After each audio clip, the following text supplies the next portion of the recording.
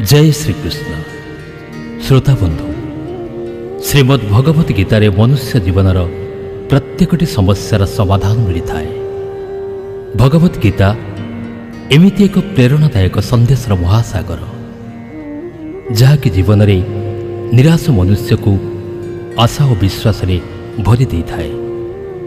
बंधुगण भिडियोटी को पूरा शेष पर्यंत देखंतु, शांत मनरे समस्त कथा शुणु और बुझंतु।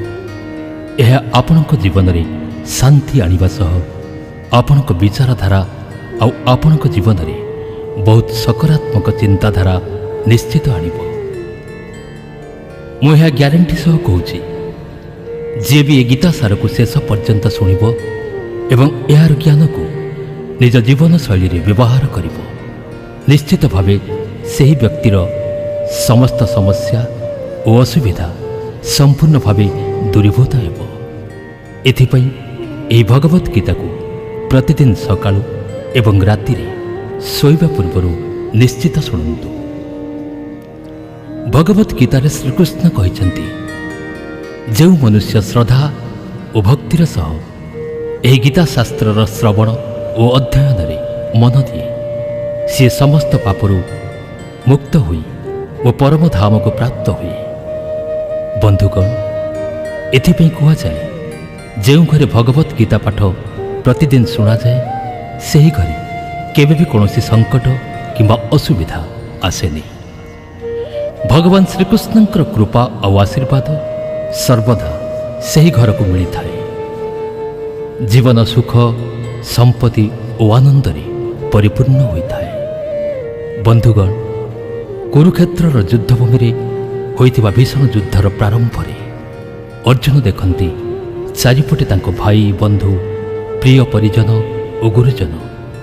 यापर से विचलित हो जाती, निराश और हताशा पड़ती, अत्यंत दुखी हुई भगवान श्रीकृष्ण सम्मुख में निजर दुख और द्विधा को प्रकाश करती। अर्जुन कहती, हे केशव, मु केमिति युद्ध करी? ए युद्धभूमि रे एकत्रित होइतिबा समस्ते तो मो आपणा लोक, केमिति मो पितामह भीष्म और गुरु द्रोणाचार्य सह युद्ध करी?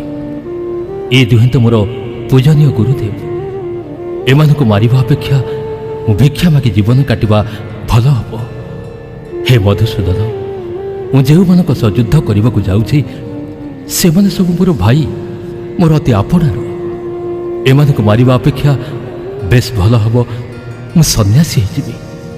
जदि युद्ध हबो कोटी कोटी लोक मरीजिबे, जो सैनिक और योद्धा ए युद्ध रे मरिबे सेमानकर स्त्री मानकर अवस्था कौन हबो? ना ना कृष्ण, मु ए युद्ध करि परिबिनी, निजे निज कूलर विनाश करी मु सुखी हो पारिबिनी।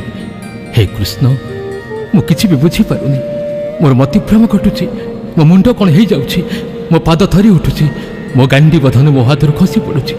हे कृष्ण, मते ज्ञान दियो, मते कह मु कौन करिबि? अर्जुनकर दयनीय अवस्था देखि भगवान श्रीकृष्ण श्रीमद् भागवत गीतार दिव्य और अलौकिक ज्ञान अर्जुन को दियंती, जहाँकि केवल अर्जुन को नुहे बरं हजार वर्षर समग्र मानव जाति पई एवं आजिर आधुनिक जुगर प्रत्येक मनुष्य जाति पई मार्गदर्शन हो रही। श्रीमद् भगवत गीता एक एमिति ग्रंथ जहाँ मनुष्यर जीवनधारार एक सठिक सूत्र अटे। भगवत गीता जीवन को धर्म कर्म और प्रेमर पाठ पढ़ाए। एथिपई आमे प्रतिदिन भगवत गीता पाठ करवा उचित। अर्जुन को द्विधा और संशय को देखि भगवान श्रीकृष्ण कहले, हे अर्जुन, तुमे बड़ बड़ ज्ञानी परी कथा कहूच, हेले जे प्रकृतर ज्ञानी सी एभली दुख शोक करबनी। तुम हाथ में किछि नहीं, तुमे चाहिए भी किछि करि परिबनी। जीवन और मरण ये तो प्रकृतिर नियंत्रण रे। वास्तव में यही सब लोक केवल मो द्वारा मरबे, तुम्हें तो केवल निमित्त मात्र। एइथिपई कहूछि, जे ज्ञानी से एमानक मृत्यु रे केबे भी कांदिबनी। ज्ञानी व्यक्ति केबे भी बीती जाइथिबा दिन को मने पकाई दुख करे ना कि आसंता कालीर चिंता करे ना। जहा हबार अच्छी ନିଶ୍ଚିତ ହେବ। ଯାହା ହେବାର ନାହିଁ ତାହା କେବେ ବି ହେବନି। ଏହା ନିଶ୍ଚିତ ଯେ ଯିଏ ଏହାକୁ ବୁଝିଯାଏ ସେ କେବେ ଦୁଃଖ କରିବନି କି ଚିନ୍ତା କରିବନି। ହେ ଅର୍ଜୁନ, ତୁମେ ଚିନ୍ତା କର ନା, କିଏ ଏଠି ତୁମର ଆପଣାର କି କିଏ ଏଠି ପର? ଯିଏ ଅଧର୍ମ କରୁଛି ତା ସହିତ ଯୁଦ୍ଧ କରିବା ଜଣେ କ୍ଷତ୍ରିୟର ଧର୍ମ। ଆଉ ସେହି କ୍ଷତ୍ରିୟର ଧର୍ମ ପାଳନ କଲେ ତୁମେ ମୁକ୍ତି ଆଉ ମୋକ୍ଷ ପାଇବ। ତୁମ୍ଭେ ଏବେ ତୁମ ମନରୁ ସବୁ ମୋହ ତୁଟେଇ ଦିଅ, ନଚେତ୍ ସାରା ଜଗତ ତୁମକୁ ନିନ୍ଦା କରିବ। ଆଜି ଯଦି ତୁମେ ଯୁଦ୍ଧ ନ କରିବ ତେବେ ସାରା ସଂସାର ତୁମକୁ ନପୁଂସକ ଆଉ ଭୟାଳୁ କହିବ। ଏଠି ପର ଆପଣାର କଥା ଉଠୁନି, ଏଠି କଥା ଉଠୁଛି ଧର୍ମ ଆଉ ଅଧର୍ମର। କଥା ହେଉଛି ଠିକ୍ ଆଉ ଭୁଲର।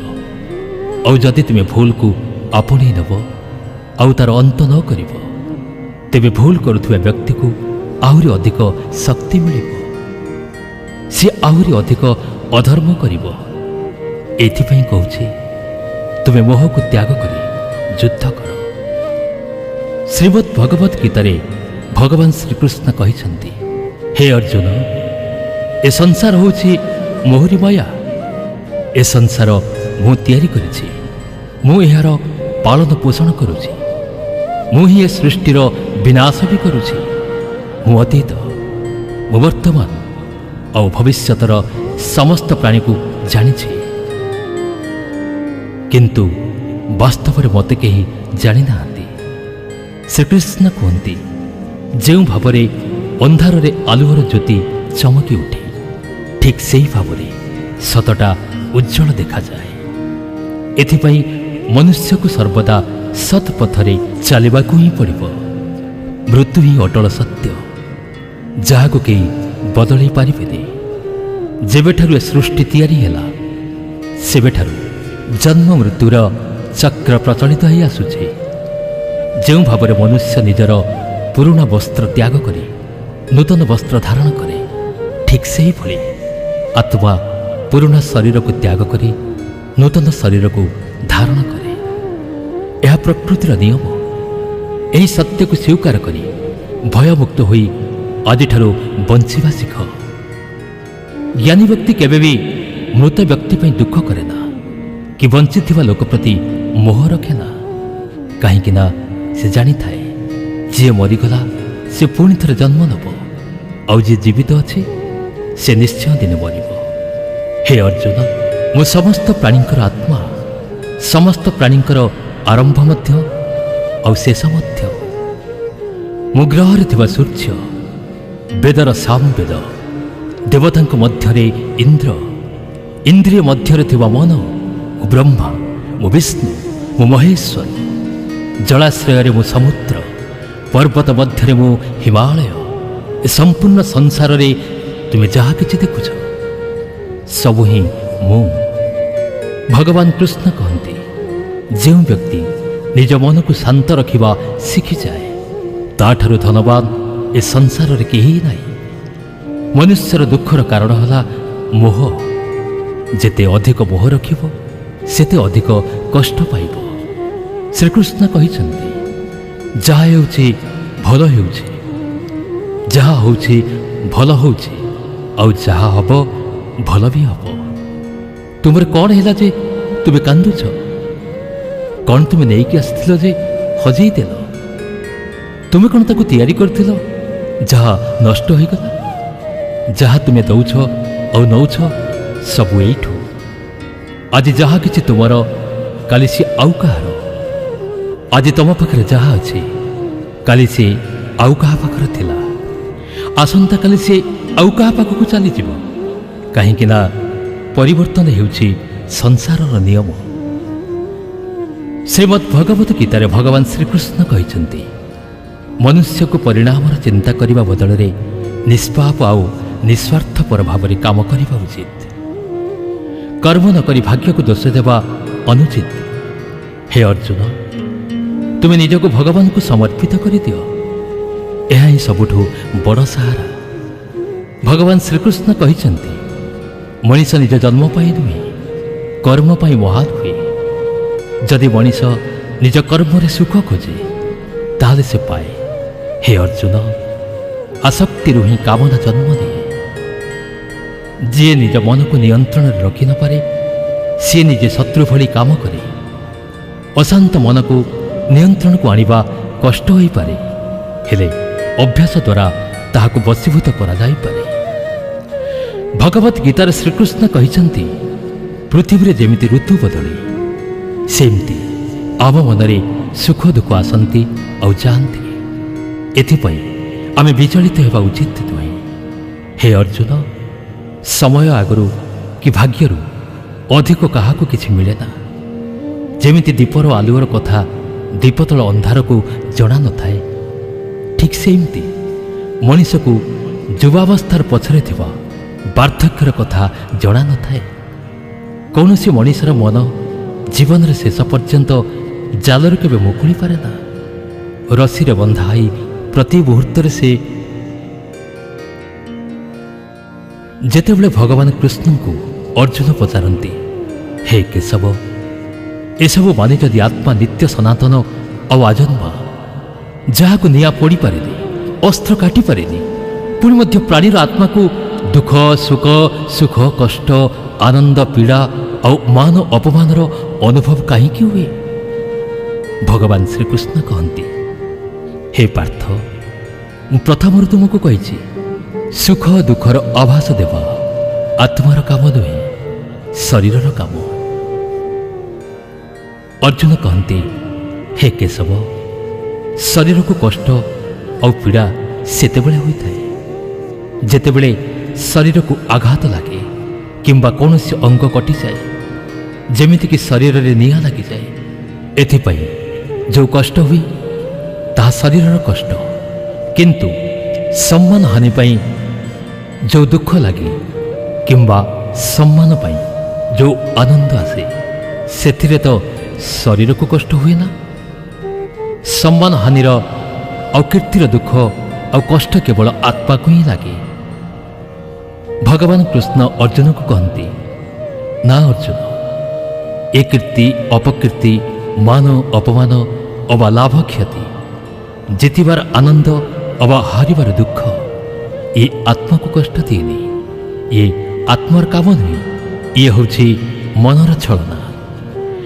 ଭଗବାନ ଶ୍ରୀକୃଷ୍ଣ କହନ୍ତି, ହେ ଅର୍ଜୁନ, ମନେ ରଖ, ପ୍ରାଣୀ ଶରୀରର ଏକ ଅଦୃଶ୍ୟ ଅଙ୍ଗ ହେଉଛି ମନ, ଯାହା ଦେଖାଯାଏନି କିନ୍ତୁ ସବୁଠୁ ଶକ୍ତିଶାଳୀ। ଆତ୍ମା ସହ ତାର କୌଣସି ସମ୍ପର୍କ ନାହିଁ। ଆତ୍ମା ରଥରେ ବସିଛି, ରଥର ସ୍ୱାମୀ, ଆଉ ମନ ଶରୀର ରୂପୀ ରଥର ସାରଥୀ। ଏ ମନ ଇନ୍ଦ୍ରିୟ ରୂପୀ ଘୋଡ଼ାକୁ ଏଣିତେଣି ଘଉଡ଼ାଏ ଆଉ ଯୌବନର ପ୍ରଭାବରେ ଚଞ୍ଚଳ ହୋଇଯାଏ। କେବେ କେବେ ଯୌବନର ପ୍ରଭାବରେ ଏହି ଚଞ୍ଚଳ ମନ ମନୁଷ୍ୟକୁ ଭୁଲ ବାଟକୁ ନେଇଯାଏ। ମନୁଷ୍ୟ ଭାବେ, ମୁଁ ସର୍ବଶକ୍ତିମାନ, ମୁଁ ସବୁକିଛି କରିପାରେ, ମୁଁ ଏଠିକାର ରାଜା, ମୋ ଆଗରେ ସମସ୍ତେ ନଇଁବେ, ସମସ୍ତେ ହାତ ଯୋଡ଼ିବେ। ଯେତେବେଳେ ଶରୀର ରୂପକ ଦୀପରୁ ଯୌବନ ରୂପକ ଘିଅ ସରିଯିବ ଆଉ ଦୀପ ତଳେ ଅନ୍ଧାର ଛାଇଯିବ, ସେତେବେଳେ ମଣିଷ ପାଗଳ ପରି ପ୍ରଳାପ କରିବ, କହିବ, ମୁଁ ରୋଗଗ୍ରସ୍ତ, ମୁଁ ଦୁଃଖୀ, ମୁଁ ମରିଯିବି, ମୋତେ ବଞ୍ଚାଅ। ଏମିତି କାନ୍ଦିବାର ନାଟକ ମନ ହିଁ କରେ। ହେ ଅର୍ଜୁନ, ମଣିଷକୁ ମୋର ଅହଙ୍କାର ଭରା ମଦ ପିଆଇ ମତୁଆଲା କରୁଥିବା ମାଦକ ଦ୍ରବ୍ୟଟି ହିଁ କେବଳ ମନ। ତାରି ହାତରେ ମୋହ ମାୟାର ଜାଲ, ଯାହାକୁ ସେ ମନୁଷ୍ୟର ଇଚ୍ଛା ଉପରେ ପ୍ରୟୋଗ କରେ ଆଉ ମନୁଷ୍ୟକୁ ବଶ କରିଦିଏ। ଏ ମନର ଶରୀର ଉପରେ ବି ମୋହ ଥାଏ, ନିଜ ଖୁସି ଉପରେ ବି ମୋହ ଥାଏ, ଦୁଃଖରେ ବି ମୋହ ଥାଏ। ଖୁସି ବେଳେ ଖୁସି ଭରା ଗୀତ ଗାଏ ଆଉ ଦୁଃଖ ବେଳେ ଦୁଃଖ ଭରା ଗୀତକୁ ଗୁଣୁଗୁଣୁ ହେଇ ଗାଏ। ନିଜ ଦୁଃଖରେ ଅନ୍ୟକୁ ସାମିଲ କରି ଖୁସି ପାଏ। ହେ ପାର୍ଥ, ପ୍ରାଣୀ ପାଇଁ ଆବଶ୍ୟକ ହେଉଛି ସେ ନିଜ ମନକୁ କାବୁ କରି ନିଜ ଅନ୍ତର ମନରେ ଆତ୍ମାକୁ ଦେଖିବା ଦରକାର। ତେବେ ଯାଇ ଆତ୍ମା ଭିତରେ ପରମାତ୍ମାକୁ ସେ ସ୍ପଷ୍ଟ ଦେଖିପାରିବ। ସମୟ ମନୁଷ୍ୟ ତିଆରି କରିଥିବା ରାସ୍ତାରେ କେବଳ ଯାଏ ନା, ମନୁଷ୍ୟ ସବୁବେଳେ ସମୟ ତିଆରି ରାସ୍ତାରେ ଚାଲେ। ଏହାକୁ ନିୟତି କୁହାଯାଏ। ଜୀବନ ସେତେବେଳେ କଷ୍ଟ ଲାଗେ ଯେତେବେଳେ ଆମେ ନିଜେ ନିଜର ଲାଭ ଆଶାରେ ପରିସ୍ଥିତିକୁ ବଦଳାଇବାକୁ ଚେଷ୍ଟା କରୁ। ଯଦି ସମୟ ଆପଣଙ୍କ ବିପରୀତରେ ଯାଉଛି ତେବେ ଶାନ୍ତ ରହିଯିବା ଭଲ ହେବ। ଯଦି ଭକ୍ତିରେ ମନ ଲାଗିଯାଏ ତେବେ ଜାଣିଥାଅ ଆପଣ ଭଗବାନଙ୍କୁ ନୁହଁ, ଭଗବାନ ହିଁ ଆପଣଙ୍କୁ ବାଛି ନେଇଛନ୍ତି। ଯିଏ ଯାହା ବି କହୁ ନିଜକୁ ଶାନ୍ତ ରଖ, କାହିଁକି ନା ଖରା ଯେତେ ପ୍ରଖର ହେଲେ ବି ସମୁଦ୍ରକୁ ଶୁଖେଇ ପାରେ ନା। କାନକୁହା ଲୋକଠୁ ସର୍ବଦା ସାବଧାନ ରହିବା ଉଚିତ, କାହିଁକି ନା ଏମାନେ ଭଲ ସମ୍ପର୍କକୁ ଖରାପ କରିଦେବେ। ଯୋଗ୍ୟତା କେବଳ କର୍ମରୁ ଜନ୍ମ ହୋଇଥାଏ। ଜନ୍ମରୁ ତ ପ୍ରତ୍ୟେକ ମଣିଷ ଶୂନ୍ୟ ହୋଇ ଆସିଥାଏ। ଏ ଦୁନିଆରେ ସତ୍ୟଠାରୁ ବଡ଼ ସତ୍ୟ ହେଉଛି ପ୍ରେମ। ଯାହା ପ୍ରତି ପ୍ରେମ ଅଛି ତା ପ୍ରତି କେବଳ ଅସତ୍ୟ ହେବନି। ସାରା ଦୁନିଆର ସବୁଠୁ ସୁନ୍ଦର ଯୋଡ଼ି ହେଉଛି ହସ ଆଉ ଲୁହ। ଏ ଦୁହେଁ ଏକାଠି ମିଶିବା ମୁସ୍କିଲ, ଆଉ ଯଦି ଏକାଠି ମିଶିଯାଆନ୍ତି ତେବେ ସେ ମୁହୂର୍ତ୍ତ ସବୁଠୁ ସୁନ୍ଦର ହୋଇଯାଏ। କର୍ମ ହିଁ ସବୁଠାରୁ ବଡ଼ ଧର୍ମ। ଭଗବାନ ଶ୍ରୀକୃଷ୍ଣ ଗୀତାରେ ଅର୍ଜୁନକୁ ଉପଦେଶ ଦେଇ କହିଛନ୍ତି, ବ୍ୟକ୍ତି କେବଳ କର୍ମ କରିବା ପାଇଁ ଜନ୍ମ ହୋଇଛି, କର୍ମ ନ କରି କେହି ରହିପାରେନି। ମଣିଷକୁ ପରିଣାମର ଚିନ୍ତା କରିବା ଅପେକ୍ଷା ନିଜର କର୍ତ୍ତବ୍ୟ ପାଳନ କରିବା ଦରକାର। ମଣିଷକୁ ନର୍କକୁ ଟାଣି ନେବାର ଦ୍ୱାର ହେଉଛି କ୍ରୋଧ। କ୍ରୋଧ କଲେ ବ୍ୟକ୍ତିର ମନରେ ଅଶାନ୍ତି ଆସେ। ଏହାର ପ୍ରଭାବରେ ମନୁଷ୍ୟର ଅନେକ କ୍ଷତି ହୁଏ। ଭଗବାନ ଶ୍ରୀକୃଷ୍ଣ କହିଛନ୍ତି, ମନୁଷ୍ୟକୁ କ୍ରୋଧରୁ ଦୂରେଇବା ଆବଶ୍ୟକ। ଯେତେ ବି କ୍ରୋଧ ଆସୁନା କାହିଁକି ନିଜକୁ ଶାନ୍ତ ରଖିବା ନିହାତି ଆବଶ୍ୟକ। ଏ ସଂସାରରେ ଆଜି ଯାହା ତୁମର ଅଛି କାଲି ଏହା ଆଉ କାହାର ଥିଲା, ଆସନ୍ତାକାଲି ଏହା ଆଉ କାହାର ହେବ। ତୁମେ ଏଠାକୁ ଖାଲି ହାତରେ ଆସିଛ, ଆଉ ଖାଲି ହାତରେ ହିଁ ଯିବ। ମନକୁ ଆୟତ୍ତରେ ରଖିବା ନିହାତି ଦରକାର। ମନୁଷ୍ୟର ମନ ପବନ ପରି ଚଞ୍ଚଳ। ଇଏ ହେଉଛି ମନ ଯାହା ମନୁଷ୍ୟକୁ କାମନା ବାସନାର ବଶବର୍ତ୍ତୀ କରାଏ। ଆଉ ଯଦି ଜୀବନରେ ସଫଳ ହେବାକୁ ଚାହୁଁଛ ତେବେ ମନକୁ ଆୟତ୍ତରେ ରଖିବା ନିହାତି ଜରୁରୀ ଅଟେ। ମନକୁ ବଶ କଲେ ବୁଦ୍ଧି ଆଉ ଜ୍ଞାନର ଶକ୍ତି ବଢ଼େ। ଫଳରେ ପ୍ରତ୍ୟେକ କାର୍ଯ୍ୟରେ ସଫଳତା ଆସେ। ଗୀତା ଅନୁସାରେ ଯେଉଁ ବ୍ୟକ୍ତି ମନକୁ ନିଜ ଭିତରେ ବଶ କରିପାରିଲା ସିଏ ତା ମନରୁ ଜନ୍ମୁଥିବା ବେକାର ଚିନ୍ତା ଆଉ ବେକାର ଇଚ୍ଛାଠୁ ଦୂରେଇ ରହେ। ସେ ବ୍ୟକ୍ତି ନିଜ ଲକ୍ଷ୍ୟସ୍ଥଳରେ ସହଜରେ ପହଞ୍ଚିପାରେ। ଆଉ ଯଦି ମନକୁ ବଶୀଭୂତ ନ କରିପାର ତାହେଲେ ତୁମେ ତୁମର ବଡ଼ ଶତ୍ରୁ ହୋଇଯିବ। ସର୍ବଦା ସନ୍ଦେହ କରୁଥିବା ବ୍ୟକ୍ତି କେବେ ଶାନ୍ତି ପାଇପାରେ ନା। ଏଥିପାଇଁ ସନ୍ଦେହଠାରୁ ଦୂରେଇ ରହିବା ନିହାତି ଆବଶ୍ୟକ, କାହିଁକି ନା ଅଧିକ ସନ୍ଦେହ କଲେ ମନର ଶାନ୍ତି ଭଙ୍ଗ ହୁଏ। ବ୍ୟକ୍ତି ବିଚଳିତ ହେବା ସହ ନିଜ ସମ୍ପର୍କକୁ ନଷ୍ଟ କରିଦିଏ। କର୍ମ ହିଁ ମନୁଷ୍ୟ ଜୀବନର ଆଧାର। ଯିଏ ଯେମିତି କର୍ମ କରିବ ସେମିତି ଫଳ ପାଇବ। ଯିଏ ଭଲ କର୍ମ କରିବ ସେ ଭଲ ଫଳ ପାଇବ, ଆଉ ଖରାପ କର୍ମ କଲେ ଖରାପ ଫଳ ଭୋଗିବ। ଏଥିପାଇଁ ବ୍ୟକ୍ତିକୁ ସର୍ବଦା ଭଲ କର୍ମ କରିବା ଉଚିତ। ଆମ ଦୁଃଖର କାରଣ 5 ଗୋଟି। 1ରେ ଯେଉଁ ବ୍ୟକ୍ତି ତା ମନ ଚାହୁଁଥିବା ଫଳ ପାଏ ଖୁସିରେ କହେ ପ୍ରଭୁ ମୋତେ ଦେଲେ, ଆଉ ଯଦି ମନ ଚାହୁଁଥିବା ଜିନିଷ ନ ପାଏ ଦୁଃଖୀ ହୋଇଯାଏ। ଏହି ହେଉଛି ପ୍ରଭୁଙ୍କୁ ପାଇବାର ଅଧୁରା ଦର୍ଶନ, ଦୁଃଖର ପ୍ରଥମ କାରଣ।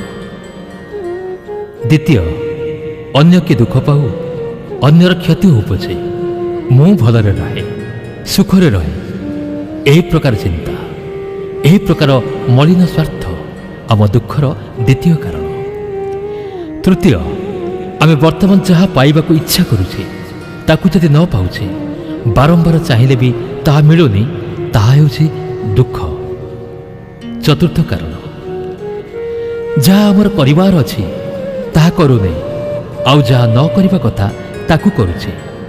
ଏହି ପ୍ରକାର ଅଭ୍ୟାସ ଆମ ଦୁଃଖର ପଞ୍ଚମ କାରଣ।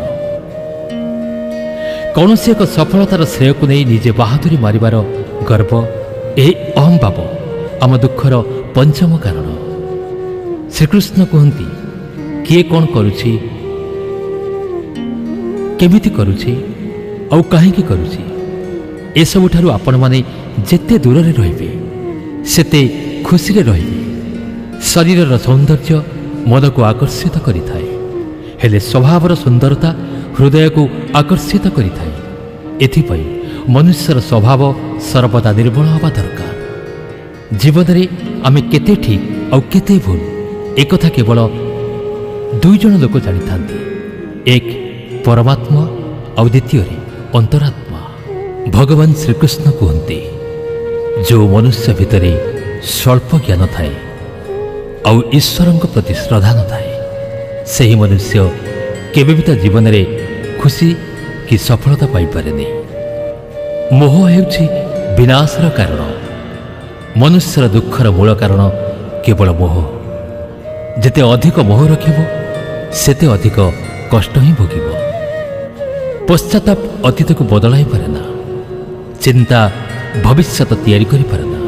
ଏଥିପାଇଁ ବର୍ତ୍ତମାନର ଆନନ୍ଦକୁ ନେଇ ବଞ୍ଚିଲେ ଜୀବନରେ ସବୁ ଖୁସି ହିଁ ପାଇବା। ଶ୍ରୀକୃଷ୍ଣ କହିଛନ୍ତି, ଯିଏ ତୁମର ସାହାଯ୍ୟ କରୁଛି ତୁମେ ତାକୁ ସାହାଯ୍ୟ କର, ଆଉ ଯିଏ ତୁମକୁ ଧୋକା ଦେଉଛି ତୁମେ ତାକୁ ତ୍ୟାଗ କର। ଯେଉଁ ସ୍ଥାନରେ ତୁମର ସମ୍ମାନ ମିଳୁନି ସେ ସ୍ଥାନକୁ କେବେ ବି ଯାଅନି, କାହିଁକି ନା ଲୋକେ ତୁମକୁ ଦୁର୍ବଳ ଆଉ ମୂର୍ଖ ବୋଲି ଭାବିବେ। ଯେଉଁଠି ବର୍ଷା ନାହିଁ ସେଠି ଫସଲ ନଷ୍ଟ ହୋଇଯାଏ, ଆଉ ଯେଉଁଠି ସଂସ୍କାର ନାହିଁ ସେଠି ଚରିତ୍ର ଖରାପ ହୋଇଯାଏ। ଏତେ ଜଲ୍ଦି ଦୁନିଆର କୌଣସି ଜିନିଷ ବଦଳେନି ଯେତେ ଜଲ୍ଦି ଗୋଟେ ଲୋକର ନିୟତ ଆଉ ନଜର ବଦଳିଯାଏ। ଏହି ସଂସାରରେ ସେ ହିଁ ସୁଖୀ ଅଟେ ଯିଏ ଦୁଃଖରେ ଅଧିକ ଦୁଃଖୀ ହୁଏନି କି ଖୁସିରେ ଅଧିକ ଉଲ୍ଲସିତ ହୁଏନି। ସୁଖ ଦୁଃଖ, ମାନ ଅପମାନ, ଜୟ ପରାଜୟ, ପାଇବା ହଜାଇବା, ଯିବା ଆସିବା, ହାନି ଲାଭ ତ ଲାଗିକି ରହିବ। ଜୀବନରେ ଯଦି ସବୁବେଳେ ଗୋଟିଏ ପ୍ରକାର ସ୍ଥିତି ଲାଗି ରହିବ ତେବେ ମନୁଷ୍ୟର ବଞ୍ଚିବା ମୁସ୍କିଲ ହୋଇଯିବ। ଯାହାକୁ ଅନ୍ୟର ଥାଳିରେ ଅଧିକ ଘିଅ ଦେଖାଯାଏ ସେ ନିଜେ କେବେ ଭଲରେ ରହିପାରେନି। ମନୁଷ୍ୟକୁ ସବୁବେଳେ ସେଇଆ ଦରକାର ଯାହା ତା ପାଖରେ ନଥାଏ, ଆଉ ଯଦି ମିଳିଯାଏ ତାହେଲେ ତାର ନୂଆ ମହତ୍ଵ ଆଉ ଆକାଂକ୍ଷା ସେଇ ଜାଗା ନେଇଯାଏ। ଏହିପରି ପୁରା ଜୀବନଟା ହିଁ ଅସନ୍ତୋଷରେ ହିଁ ପୂରିଯାଏ। ସନ୍ତୁଷ୍ଟ ହିଁ ଜୀବନର ମୂଳମନ୍ତ୍ର ଅଟେ। ଯଦି ମଣିଷ ମନରେ ସନ୍ତୋଷ ଅଛି ତାହେଲେ କୋଉ ଦୁଃଖ ତାକୁ ଭାଙ୍ଗି ପାରିବନି। ଏହା ହେଉଛି ଜୀବନର ରହସ୍ୟ। ଅହଙ୍କାର ପାଇଁ ଆମେ କେତେ ସମ୍ପର୍କରୁ ଦୂରେଇ ଯାଉଛେ। ସମୟ ବହୁତ ବଳବାନ ଅଟେ ଯିଏକି କେବେ କେବେ ମଣିଷକୁ ଅହଙ୍କାରୀ ଆଉ ବାଧ୍ୟ କରିଦେଇଥାଏ। ମିତ୍ର, ଯଦି ତୁମର ସମୟ ବଳବାନ ଅଛି ତେବେ ଅହଙ୍କାରରୁ ନିବୃତ୍ତ ରୁହ। ଯଦି ସମୟ ଖରାପ ଅଛି ଖରାପ ସଙ୍ଗତରୁ ଦୂରେଇ ରୁହ। ଏହି ଚାରୋଟି କଥା ମନୁଷ୍ୟକୁ ସାରା ଜୀବନ ମନେ ରଖିବା ଦରକାର। ପ୍ରଥମେ, ତ୍ୟାଗ ବିନା ମଣିଷର ଭାଗ୍ୟ ତିଆରି ହିଁ ନଥାଏ। ଦ୍ୱିତୀୟରେ, କିଛି ନ ହରାଇ କିଛି ପାଇ ହୁଏ ନା। ତୃତୀୟରେ, ଯିଏ ଦେଇପାରେ ନା ତାର ନେବାର କିଛି ଅଧିକାର ନାହିଁ। ଚତୁର୍ଥ ହେଲା, ମଣିଷ ମଞ୍ଜି ନ ପୋତି ଫଳ ଖାଇବାର ଆଶା ରଖିବା ଅନୁଚିତ। କେବେ କାହା ସାମ୍ନାରେ ନିଜକୁ ଠିକ୍ ପ୍ରମାଣିତ କରିବା ଦରକାର ନାହିଁ, କାରଣ ଯିଏ ତମକୁ ବିଶ୍ୱାସ କରିଛି ତାକୁ ସଫେଇ ଦେବାର ଆବଶ୍ୟକ ନାହିଁ। ଆଉ ଯିଏ ତମକୁ ବିଶ୍ୱାସ କରେ ନା ସିଏ ତମକୁ କେବେ ଠିକ୍ ବୁଝିବନି। ବୁଦ୍ଧିମାନ ଲୋକ ଚୁପ୍ ରୁହନ୍ତି, ଗୁଣୀ ଲୋକମାନେ କହି ଚାଲିଥାନ୍ତି, ଆଉ ମୂର୍ଖ ଲୋକ ସବୁବେଳେ ଯୁକ୍ତି କରିଥାନ୍ତି। ସ୍ୱପ୍ନ ଆଉ ଲକ୍ଷ୍ୟ ଭିତରେ ଗୋଟିଏ ତଫାତ୍। ସ୍ୱପ୍ନ ପାଇଁ ବିନା ପରିଶ୍ରମରେ ନିଦ ଦରକାର ହୁଏ, ଆଉ ଲକ୍ଷ୍ୟ ପାଇଁ ବିନା ନିଦରେ ପରିଶ୍ରମ ଦରକାର। ଚିନ୍ତାଧାରା ଉତ୍ତମ ହେବା ଦରକାର, କାହିଁକି ନା ନଜରର ଚିକିତ୍ସା ତ ସମ୍ଭବ ଅଟେ କିନ୍ତୁ ଦୃଷ୍ଟିକୋଣର ନୁହଁ। ଆପଣ ନିଜକୁ ଭଲ ଭାବେ ତିଆରି କରନ୍ତୁ, ଯେମିତିକି ଦୁନିଆରୁ ଗୋଟିଏ ଖରାପ ଲୋକ କମିଯିବ। ସାଙ୍ଗ ଛାଡ଼ିବା ପାଇଁ କେବଳ ତ ଗୋଟିଏ ବାହାନା ଦରକାର, କାରଣ ସାରା ଜୀବନ ସାଙ୍ଗରେ ରହିବା ପାଇଁ ଯିଏ କଥା ଦେଇଥାଏ ସେ ଶେଷ ନିଶ୍ୱାସ ପର୍ଯ୍ୟନ୍ତ ସାଥିରେ ରହେ। ଜୀବନରେ ଗୋଟିଏ କଥା ନିଶ୍ଚିତ ମନେ ରଖିବ, କିଏ ହାତରୁ ଛଡ଼େଇକି ନିଶ୍ଚିତ ନେଇଯାଇପାରେ, କିନ୍ତୁ ଭାଗ୍ୟରୁ ଛଡ଼େଇ ନେଇପାରେ ନା। କାହାକୁ କିଛି ଦେଇ ଗର୍ବ କର ନା। କିଏ ଜାଣେ ତୁ କାହାକୁ କିଛି ଦାନ କରୁଛୁ ନା ତ ପୂର୍ବ ଜନ୍ମର ଋଣ ସୁଝୁଛୁ। ଗର୍ବୀ ଲୋକର ବଂଶ ବୁନିଆଦି ଆଉ ପ୍ରତିଷ୍ଠା ତିନୋଟି ଯାକ ହିଁ ଚାଲିଯାଏ। ବିଶ୍ୱାସ ନାହିଁ ତ ରାବଣ, କଂସ ଆଉ କୌରବକୁ ଦେଖ। କାହାକୁ ବିଶ୍ୱାସ କରୁଛ ତ ତା କଥାରେ ଦୁଇ, ତା ଲକ୍ଷଣକୁ ଦେଖ। ଭଗବାନ ଶ୍ରୀକୃଷ୍ଣ କହିଛନ୍ତି, ଯେଉଁ ମନୁଷ୍ୟ ମୋତେ ଜାଣିଥାଏ ସିଏ ଜନ୍ମ ମୃତ୍ୟୁର ବନ୍ଧନରୁ ମୁକ୍ତି ପାଏ। ଯେଉଁ ମନୁଷ୍ୟ ଭଗବତ୍ ଗୀତାକୁ ପଢ଼ି ତାକୁ କାର୍ଯ୍ୟକାରୀ କରିଥାଏ ତାହାର ସବୁ ଦୁଷ୍କର୍ମର ପ୍ରଭାବ ସମାପ୍ତ ହୋଇଥାଏ। ଯିଏ ଭାଗ୍ୟରେ ଅଛି ସେ ଦୌଡ଼ିକି ଆସିବ, ଆଉ ଯିଏ ଭାଗ୍ୟରେ ନାହିଁ ସେ ଆସିକି ବି ଚାଲିଯିବ। ଯେମିତିକି ପବନର ଗତି ଡଙ୍ଗାକୁ ବି ଦୋହଲେଇ ଦିଏ, ସେମିତି ମନୁଷ୍ୟର ଇଚ୍ଛା ଓ ବୁଦ୍ଧିକୁ ପଥଭ୍ରଷ୍ଟ କରିଥାଏ।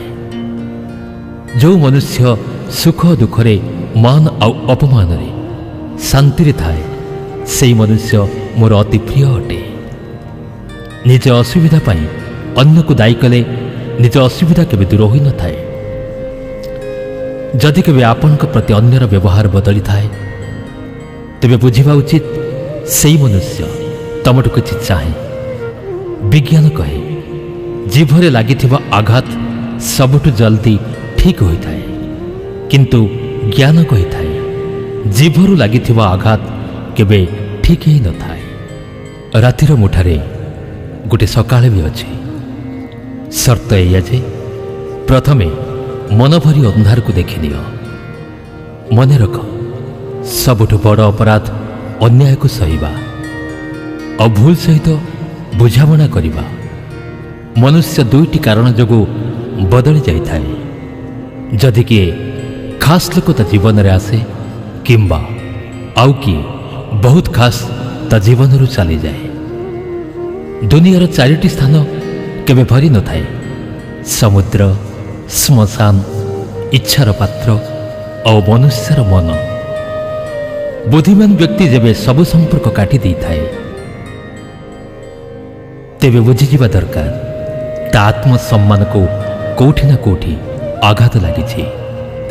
ପ୍ରେମ ସବୁବେଳେ କ୍ଷମା ମାଗିବା ପସନ୍ଦ କରିଥାଏ, କିନ୍ତୁ ଅହଙ୍କାର ସବୁବେଳେ କ୍ଷମା ଶୁଣିବାକୁ ପସନ୍ଦ କରିଥାଏ। ଭଗବାନ ଶ୍ରୀକୃଷ୍ଣ କୁହନ୍ତି, କର୍ମ ହିଁ ତୁମର ପରିଚୟ। ତା ଛଡ଼ା ଏଠାରେ ଗୋଟିଏ ନାଁରେ ତ ହଜାର ମନୁଷ୍ୟ ଅଛନ୍ତି। ଭଲ କର୍ମ କଲା ପରେ ବି ଲୋକ ତୁମ ଖରାପ କର୍ମକୁ ମନେ ରଖିବେ। ଏଥିପାଇଁ ଲୋକେ କ'ଣ କହୁଛନ୍ତି ତା ଉପରେ ଧ୍ୟାନ ଦିଅ ନାହିଁ। କାହାକୁ ଧୋକା ଦେବା ଏକ ଋଣ ଅଟେ, ଯାହା ଆପଣଙ୍କୁ ଅନ୍ୟ ହାତରୁ ଗୋଟେ ଦିନ ନିଶ୍ଚିତ ମିଳିବ। ଏକ ସୁନ୍ଦର ଦୃଷ୍ଟି ତାହା ଅଟେ ଯିଏ କେବଳ ନିଜର ଦୋଷ ଏବଂ ଅନ୍ୟର ସୁଗୁଣକୁ ଖୋଜିଥାଏ। କେବେ ଏହି ପ୍ରକାର ବ୍ୟକ୍ତିକୁ ଭରସା କର ନାହିଁ, ଯିଏ ସମୟକ୍ରମେ ନିଜର ସ୍ୱଭାବ ବଦଳାଇଥାଏ। ଲୋକ କେବେ ଦର୍ପଣ ଦେଖିନଥାନ୍ତି ଯଦି ସେଥିରେ ନିଜର ଛବି ଛଡ଼ା ନିଜର ଚରିତ୍ର ଦୃଶ୍ୟମାନ ହୋଇଥାନ୍ତା। ଆପଣ କାହାର ପ୍ରଶଂସା ଯେତେ ବି କରନ୍ତୁ, କିନ୍ତୁ ଅପମାନ ସର୍ବଦା ମାପିଚୁପି କରିବା ଉଚିତ। କାହିଁକି ନା ଇଏ ସେହି ଉଦ୍ଧାର ଅଟେ ଯାହା ଲୋକମାନେ ସୁଧ ସହ ଫେରାଇବାକୁ ଚାହିଁଥାନ୍ତି। ଜୀବନର ସବୁଠୁ ଅଧିକ ଖୁସି ଆଉ ସବୁଠୁ ଅଧିକ ଦୁଃଖ କାହାକୁ କହିବା ଉଚିତ ନୁହେଁ। କାହିଁକି ନା ଏହି ଦୁନିଆ ସବୁଠୁ ଖୁସି ଉପରେ ନଜର ଆଉ ସବୁଠୁ ଦୁଃଖ ଉପରେ ଲୁଣ ସିଞ୍ଚିଥାଏ। ଜୀବନରେ କାହା ସହ ଅଧିକ ନିଜର ତୁଳନା କର ନାହିଁ, କାହିଁକି ନା ତମେ ଯେମିତି ବି ଅଛ ସର୍ବଶ୍ରେଷ୍ଠ ଅଟ। ଏହି ଦୁନିଆରେ ଦୁଇ ପ୍ରକାର ଲୋକ ଅଛନ୍ତି। ପ୍ରଥମେ ଯିଏ ଯେକୌଣସି ଛୋଟ ବିପଦକୁ ଭୟ କରନ୍ତି, ଘାବରେଇ ଯାଇ ଦୁଃଖୀ ହୋଇଯାଆନ୍ତି। ଆଉ ଦ୍ୱିତୀୟ ବ୍ୟକ୍ତି, ତାଙ୍କ ଜୀବନରେ ଯେତେ ବି ଦୁଃଖ କଷ୍ଟ ଆସୁ ସେ ସବୁବେଳେ ଖୁସିରେ ରୁହନ୍ତି। ପ୍ରତ୍ୟେକ ଅସୁବିଧାରେ ନିଜକୁ ସମ୍ଭାଳି ନିଅନ୍ତି। ଜଣେ ସେଇ ଅଟନ୍ତି ଯାହାଙ୍କ ପାଖରେ ସବୁକିଛି ଥାଏ କିନ୍ତୁ ସବୁବେଳେ ଦୁଃଖୀ ରୁହନ୍ତି। ଆଉ ଦ୍ୱିତୀୟ ବ୍ୟକ୍ତି ଯାହା ପାଖରେ କିଛି ନଥାଉ ତଥାପି ସେ ପ୍ରଭୁଙ୍କ ନାଁ ନେଇ ସବୁବେଳେ ଖୁସିରେ ଥାନ୍ତି। ସମସ୍ତଙ୍କୁ ନିଜ ଜୀବନ ବଦଳାଇବା ପାଇଁ ସମୟ ମିଳିଥାଏ, କିନ୍ତୁ ସମୟ ବଦଳାଇବା ପାଇଁ ଦ୍ୱିତୀୟ ଥର ଜୀବନ ମିଳିନଥାଏ। ଶ୍ରୀକୃଷ୍ଣ କହିଛନ୍ତି, ଯାହା ହବାର ଥାଏ ତାହା ହେଇକି ଥାଏ, ଆଉ ଯାହା ହବାର ନଥାଏ ତାହା କେବେ ବି ହେଇନଥାଏ। ଏହିପରି ନିଷ୍ପତ୍ତି ଯାହା ମୁଣ୍ଡରେ ଥାଏ ତାକୁ କେବେ ଚିନ୍ତା ହଇରାଣ କରିନଥାଏ। ହେ ଅର୍ଜୁନ, ତୁମେ ଏ ଦୁନିଆକୁ ଏକା ଆସିଥିଲ ଆଉ ଏକା ବି ଯିବ। ବାସ୍ତବରେ ଏଠାରେ କେହି ତୁମର ନିଜର ନୁହଁ। ଗୋଟେ ଦିନ ଯେଉଁ ମା ବାପା ଆମକୁ ଜନ୍ମ ଦେଇଥାନ୍ତି ସେମାନେ ବି ଆମକୁ ଛାଡ଼ି ଚାଲିଯାଆନ୍ତି। ତେଣୁ ଅନ୍ୟଠୁ କ'ଣ ଆଶା କରିପାରିବ? ଯଦି କେହି ତୁମ ସାଙ୍ଗ ଛାଡ଼ି ଦିଅନ୍ତି ତେବେ ମନେ ରଖ, ଈଶ୍ୱର ହିଁ ସବୁବେଳେ ତୁମ ସାଥିରେ ଅଛନ୍ତି। ସେ କେବେ ବି ତୁମ ହାତ ଛାଡ଼ିବେନି। ଶ୍ରୀକୃଷ୍ଣ କହିଛନ୍ତି, ଯଦି କେଉଁ ମନୁଷ୍ୟ ମୋତେ ମାନୁ ବା ନ ମାନୁ, ମୁଁ କିନ୍ତୁ କେବେ ତା ହାତ ଛାଡ଼ିବିନି, କାହିଁକି ନା ଏମାନେ ସବୁ ମୋର ସନ୍ତାନ ଅଟନ୍ତି। ଏଥିପାଇଁ ଯେଉଁ ମନୁଷ୍ୟ ନିଜକୁ ଏକଲା ଭାବି ଦୁଃଖୀ ହୋଇଯାଏ ତାକୁ ଏକଲା ଦୁଃଖୀ ହେବାର ଆବଶ୍ୟକ ନାହିଁ।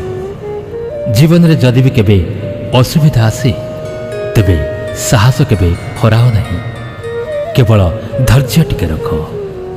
ଯେଉଁମାନେ ଅସୁବିଧା ସମୟରେ ଧୈର୍ଯ୍ୟ ରଖନ୍ତି ସେମାନେ ସବୁ ବିପଦକୁ ସହଜରେ ସାମ୍ନା କରିଦିଅନ୍ତି, କିନ୍ତୁ ଯେଉଁମାନେ ବିପଦକୁ ଡରିଯାଆନ୍ତି ତାଙ୍କୁ ବିପଦ ଆହୁରି ବଢ଼ିଯାଏ। ଯେଉଁମାନେ ବିପଦ ସମୟରେ ନିଜ ସାହସକୁ ବାନ୍ଧି ରଖନ୍ତି ସେମାନେ ବଡ଼ ବଡ଼ ଅସୁବିଧାକୁ ସହଜରେ ସାମ୍ନା କରିଦିଅନ୍ତି। ଜୀବନରେ ସବୁଠୁ ବଡ଼ ଭୁଲ ତାହା ହୋଇଥାଏ ଯେଉଁ ଭୁଲରୁ ଆମେ କିଛି ଶିଖିନଥାଉ। ତମେ ଆଜି ଯେଉଁ କାର୍ଯ୍ୟ କରୁଛ ତାର ଫଳ ତମକୁ କାଲି ପ୍ରାପ୍ତ ହେବ, ଆଉ ଆଜି ଯାହା ତୁମ ପାଖରେ ଅଛି ତାହା ତୁମ ପୂର୍ବଜନ୍ମର ଫଳ ଅଟେ। ଭଗବାନ ଶ୍ରୀକୃଷ୍ଣ କହିଛନ୍ତି, ଯେଉଁ ମନୁଷ୍ୟ ଶ୍ରଦ୍ଧା ଭାବରେ ମୋତେ ଭକ୍ତି କରିଥାଏ ମୁଁ ତାକୁ ସେଇ ଜିନିଷ ଦେଇଥାଏ ଯାହା ତା ପାଖରେ ନଥାଏ, ଆଉ ଯାହା ତା ପାଖରେ ଥାଏ ମୁଁ ତାର ରକ୍ଷା ବି କରିଥାଏ। କାହାକୁ କେତେବେଳେ କ'ଣ କହିବା ଦରକାର ତାହା ତୁମେ ଯଦି ନିଜେ ବୁଝିଗଲ ତାହେଲେ ତୁମ ଜୀବନକୁ ତୁମେ ସାର୍ଥକ କରିସାରିଛ। ଶ୍ରୀକୃଷ୍ଣ କହିଛନ୍ତି, ଜୀବନରେ ଯଦି କେବେ ସୁଯୋଗ ମିଳେ ତେବେ କାହା ପାଇଁ ସାରଥି ହେବା ସ୍ୱାର୍ଥୀ ନୁହେଁ। ଧର୍ମରେ ଜଡ଼ିତ ହୃଦୟ ଧର୍ମର ପରାମର୍ଶ ହିଁ ଦେଇଥାଏ, ଆଉ ଅଧର୍ମ ଭରା ହୃଦୟ ଅଧର୍ମର ପରାମର୍ଶ ହିଁ ଦେଇଥାଏ। ମଣିଷ ଏଥିପାଇଁ ଦୁଃଖୀ ନୁହେଁ କି ସେ ଈଶ୍ୱରଙ୍କୁ ମାନେ ନାହିଁ, କିନ୍ତୁ ମଣିଷ ଏଥିପାଇଁ ଦୁଃଖୀ ଅଟେ କି ସେ ଈଶ୍ୱରଙ୍କୁ ମାନୁନି। ସମୟ ଆସିଲେ ସବୁକିଛି ମିଳିଥାଏ, ସମୟ ଆସିବା ପୂର୍ବରୁ ଚାହୁଁଥିବା ଜିନିଷରୁ ଦୁଃଖ ହିଁ ମିଳେ। ସେମାନେ ମୂର୍ଖ ଯେଉଁମାନେ ପ୍ରେମକୁ ଅର୍ଥହୀନ କହିଥାନ୍ତି। ପ୍ରେମ ହିଁ ସଂସାରର ମୂଳ ଅଟେ। ଏଥିରୁ ସଂସାରର ଉତ୍ପନ୍ନ। ସମ୍ପର୍କର ନିୟମିତ ଦୂରତା ସମ୍ପର୍କକୁ ଯୋଡ଼ିଥାଏ, ଆଉ ଅନିୟମିତ ଦୂରତା ସମ୍ପର୍କକୁ ଭାଙ୍ଗିଥାଏ। ମନୁଷ୍ୟ ନିଜ ବିଶ୍ୱାସରୁ ତିଆରି ହୋଇଥାଏ। ଯେମିତି ସେ ବିଶ୍ୱାସ କରିଥାଏ ସେମିତି ବି ସେ ନିଜକୁ ଗଢ଼ିଥାଏ। ଏ ସଂସାରର ଭାଗ୍ୟରୁ ଅଧିକ ଆଉ ସମୟର ପୂର୍ବରୁ ନା କିଛି ମିଳିଛି ନା କିଛି ମିଳିବ। ଜୀବନରେ ନିଜ କଥାକୁ ସଂଯମରେ ରଖିବା ଅନିବାର୍ଯ୍ୟ ଅଟେ, କାହିଁକି ନା ନିଜ କଥାରୁ ଦେଇଥିବା ଘା କେବେ ଶୁଖି ନଥାଏ। ଶ୍ରୀକୃଷ୍ଣ କୁହନ୍ତି, ଧର୍ମ ପାଇଁ ଲଢ଼ିବା ଶିଖ, ଅଧର୍ମର ଶତ୍ରୁ ହେବା ଶିଖ, ନିଜ ଲୋକଙ୍କ ପାଇଁ ତ୍ୟାଗ କରିବା ଶିଖ। ସତ୍ୟ ସବୁବେଳେ ପାଣି ଉପରେ ଥିବା ତେଲବୁନ୍ଦା ପରି ହୋଇଥାଏ। ତା ଉପରେ ଯେତେ ଅସତ୍ୟର ପାଣି ଢାଳ ସେ ସବୁବେଳେ ଉପରେ ହିଁ ପହଁରୁଥାଏ। ସେହି ଲୋକ ଉପରେ କେବେ ବି ବିଶ୍ୱାସ କର ନାହିଁ ଯିଏ ଆପଣଙ୍କୁ ଅନ୍ୟର ଗୁପ୍ତ କଥା କହିଥାଏ। ବୁଦ୍ଧି ସମସ୍ତଙ୍କ ପାଖରେ ଅଛି। ଏବେ ଚାଲାକି ଦେଖାଇବାର ଅଛି କି ସଚୋଟପଣିଆ, ଏହା ତ ଆମ ସଂସ୍କାର ଉପରେ ନିର୍ଭର କରେ। ଚାଲାକି 4 ଦିନ ପାଇଁ ଚମକିଥାଏ, କିନ୍ତୁ ସଚଟପଣିଆ ଜୀବନ ସାରା ଚମକିଥାଏ। ନିଜ ଆର୍ଥିକ ସ୍ଥିତିକୁ ଗୁପ୍ତ ରଖିବା ଦରକାର। ଯଦି ତୁମ ଆର୍ଥିକ ସ୍ଥିତି ଭଲ ଅଛି, ତେବେ ଲୋକ ତୁମଠୁ ଉଦ୍ଧାର ମାଗିବା ଆରମ୍ଭ କରିଦେବେ। ଆଉ ଯଦି ତୁମ ଆର୍ଥିକ ସ୍ଥିତି ଖରାପ ଅଛି, ତେବେ ଲୋକ ତୁମକୁ ସମ୍ମାନ ଦେବେ ନାହିଁ କି ତୁମ ସାଙ୍ଗରେ ରହିବେ ନାହିଁ। ଏଥିପାଇଁ ନିଜର ସୁଖ ଆଉ ଦୁଃଖକୁ ନିଜ ଭିତରେ ସୀମିତ ରଖିବା ଦରକାର। ଫଳମାନଙ୍କଠୁ ଏତିକି ଶିଖ, ଲୁଣ ଲାଗିବା ପରେ ସେମାନେ ତାଙ୍କ ସ୍ୱାଦକୁ ବଢ଼ାଇଥାନ୍ତି। ଆଉ ଗୋଟେ ମଣିଷ ମିଠା ଖାଇବା ପରେ ମଧ୍ୟ ନିଜ ମୁଖରୁ ବିଷ ପରି କଥା ଉଗାଳିଥାଏ। ନିଜ ଜୀବନରେ କାହାକୁ ଅତି ଆନନ୍ଦରେ କଥା ଦିଅ ନାହିଁ, କି କାହାକୁ କ୍ରୋଧରେ ଉତ୍ତର ଦିଅ ନାହିଁ, କିମ୍ବା ଦୁଃଖରେ କେବେ କିଛି ନିଷ୍ପତ୍ତି ନିଅ ନାହିଁ।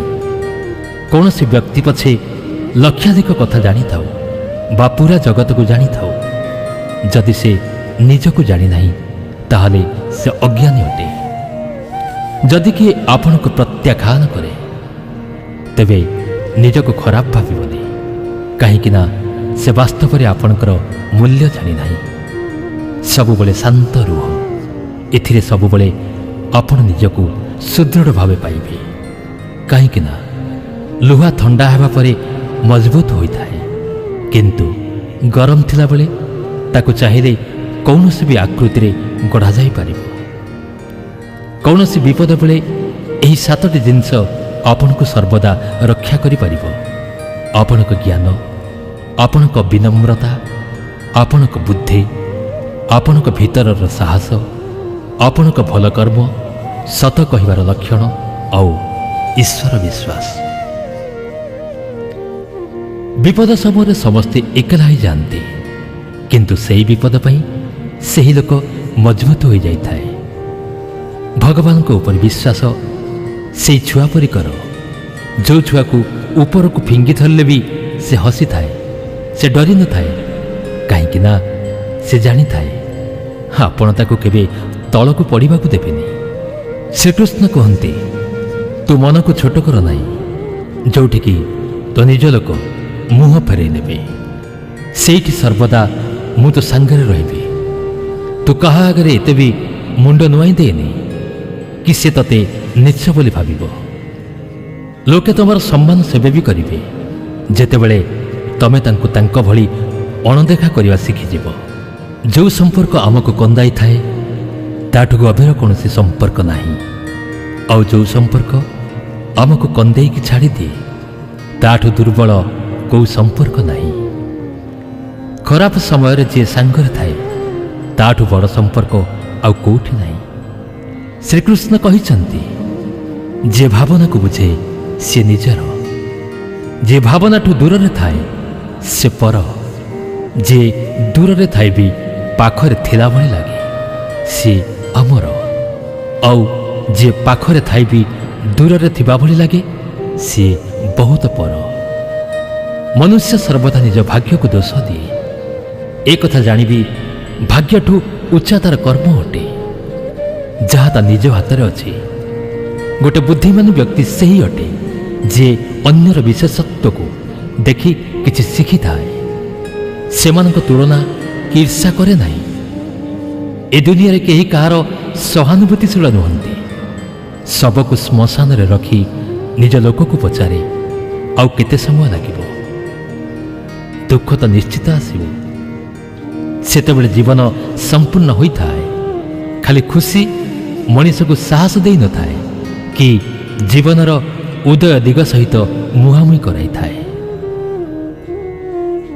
ଦୁନିଆରେ କେବଳ ମା ଆଉ ବାପା, ଏଇ ଦୁଇ ଜଣ ଏମିତି ମଣିଷ ଅଟନ୍ତି ଯିଏ ଚାହାନ୍ତି କି ତୁମେ ଜୀବନରେ ତାଙ୍କଠୁ ଅଧିକ ଉନ୍ନତି କର।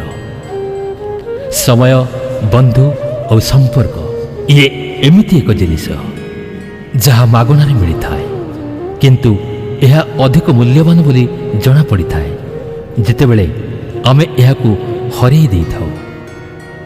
ଜୀବନରେ କିଛି କଷ୍ଟ ଏମିତି ବି ଥାଏ ଯାହା ଆମକୁ ବଞ୍ଚିବାକୁ ଦେଇନଥାଏ, ଆଉ କିଛି କର୍ତ୍ତବ୍ୟ ଏମିତି ଥାଏ ଯାହା ଆମକୁ ମରିବାକୁ ଦେଇନଥାଏ।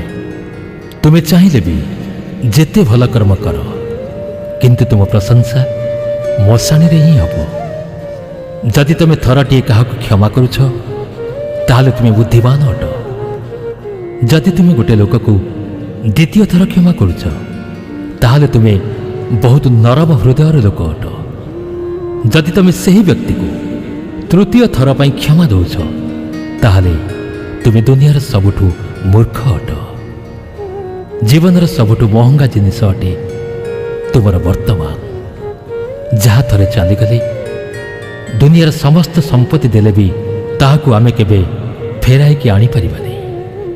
ଈଶ୍ୱରଙ୍କୁ କିଛି ମାଗି ତାହା ନ ମିଳିଲେ ତାଙ୍କ ଉପରେ କେବେ ରାଗିବନି, କାହିଁକି ନା ଈଶ୍ୱର ତାହା ଦିଅନ୍ତିନି ଯାହା ତୁମକୁ ଭଲ ଲାଗେ, ବରଂ ଈଶ୍ୱର ତାହା ଦେଇଥାନ୍ତି ଯାହା ତୁମ ପାଇଁ ଭଲ ହୋଇଥାଏ। ଶ୍ରୀକୃଷ୍ଣ କହିଛନ୍ତି, ଯେଉଁ ବ୍ୟକ୍ତି ମୃତ୍ୟୁ ସମୟରେ ମୋତେ ସ୍ମରଣ କରି ନିଜ ଶରୀର ତ୍ୟାଗ କରିଥାଏ ସିଏ ମୋର ପରମ ଧାମକୁ ପ୍ରାପ୍ତ ହୋଇଥାଏ। ଯେତେବେଳେ ଲୋକ ତୁମକୁ ଖରାପ କୁହନ୍ତି ସେତେବେଳେ ବିରକ୍ତି ହୁଅ ନାହିଁ, କାହିଁକି ନା ସେହି ଲୋକ ତୁମକୁ ମହତ୍ଵ ଦେବାର ଅନ୍ୟ କୌଣସି ଉପାୟ ଜାଣନ୍ତି ନାହିଁ।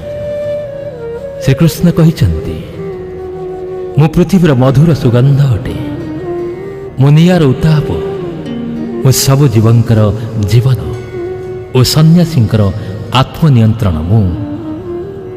ଯେମିତି ସମୁଦ୍ରର ସେପାରିକୁ ଯିବା ପାଇଁ ନୌକା ହିଁ ଏକମାତ୍ର ମାଧ୍ୟମ ଅଟେ, ସେହିପରି ସ୍ୱର୍ଗକୁ ଯିବା ପାଇଁ ସତ୍ୟ ହିଁ ଏକମାତ୍ର ସାଧନା ଅଟେ। ଆମେ କିଛି ନ କହି ମଧ୍ୟ ସେ ଶୁଣିଥାଏ, ସେଥିପାଇଁ ତାର ନାମ ପରମାତ୍ମା ଅଟେ। ଯଦିଓ ସେ କିଛି ନ କୁହନ୍ତି ଆମେ ତାକୁ ଶୁଣିପାରୁଛୁ, ତାହାର ନାମ ଶ୍ରଦ୍ଧା ଅଟେ। ସମ୍ପର୍କ ସେହି ଆତ୍ମା ସହ ଯୋଡ଼ି ହୋଇଥାଏ ଯାହା ସହ ଆମର ସମ୍ପର୍କ ପୂର୍ବ ଜନ୍ମ ସହ ଯୋଡ଼ି ହୋଇଥାଏ। ନହେଲେ ଦୁନିଆର ଏହି ଭିଡ଼ ଭିତରେ କିଏ କାହାକୁ ଚିହ୍ନିଛି? ଅସ୍ତ୍ର କେବଳ ଶରୀରକୁ କ୍ଷତି ଦେଇଥାଏ, କିନ୍ତୁ ଶବ୍ଦ ଆତ୍ମାକୁ ହିଁ କ୍ଷତି ପହଞ୍ଚାଇଥାଏ। ଜୀବନରେ ଅଧା ଦୁଃଖ ତ ଏଇଥିପାଇଁ ଜନ୍ମ ନେଇଥାଏ, କାହିଁକି ନା ଆମ ଜୀବନଠୁ ଅଧିକ ଆଶା ବଡ଼ ହୋଇଥାଏ। ଏହି ଆଶାଗୁଡ଼ିକୁ ତ୍ୟାଗ କରି ଦେଖ, ଜୀବନରେ କେବଳ ସୁଖ ଆଉ ସୁଖ ଅଛି। ଜୀବନରେ ଏହି ଯୁଦ୍ଧରେ ନିଜକୁ ହିଁ ଅର୍ଜୁନ ଓ ନିଜକୁ ହିଁ କୃଷ୍ଣ ହେବାକୁ ପଡ଼ିଥାଏ। ସବୁଦିନ ନିଜର ସାରଥୀ ହେଇ ଜୀବନର ମହାଭାରତ ସହ ଲଢ଼ିବାକୁ ପଡ଼ିଥାଏ। ଫଳର ଅଭିଳାଷ ଛାଡ଼ି କାମ କଲାବାଲା ପୁରୁଷ ହିଁ ନିଜ ଜୀବନକୁ ସଫଳ କରିଥାଏ। ଜୀବନରେ ଅହଙ୍କାରର ମଧ୍ୟ ଆବଶ୍ୟକ ହୋଇଥାଏ, ଯଦି କଥା ଅଧିକାର ଆଉ ସମ୍ମାନର ହୋଇଥାଏ।